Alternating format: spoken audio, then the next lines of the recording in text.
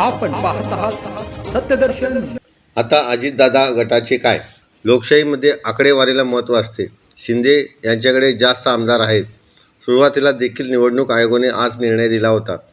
पक्षाचे नाव चिन्हसुद्धा शिंदेकडे दिले होते, त्यामुळे निकाल अपेक्षित होता, असे मत मंत्री गिरीश महाजन यांनी आमदार अपात्रता निकालावर व्यक्त केले आहे। सर्व नियमाने चालणार आहे।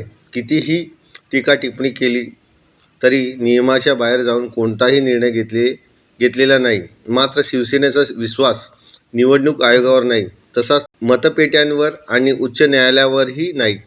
निर्णय विरोधात गेला की वाटेल तसे बोलायचे निर्णय हा सर्वसामान्य लोकांना अपेक्षित होता।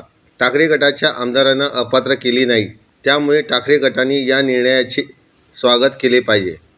ते सोडून अध्यक्षांनी चुकीचा निर्णय दिला, आमच्या मनासारखा निर्णय झाला नाही म्हणून निर्लज्जपणाचा कळस झाला, असा आकांड तांडव करत आहेत।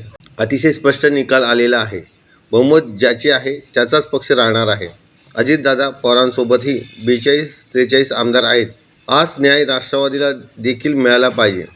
लोकशाहीमध्ये मतांना आकड्यांना महत्त्व असल्याचा दावा त्यांनी केला आहे। उपमुख्यमंत्री देवेंद्र फडणवीस आणि बावनकुळे यांनी वारंवार सांगितले आहे, मुख्यमंत्री एकनाथ शिंदेच राहतील, असे त्यांनी सांगितले।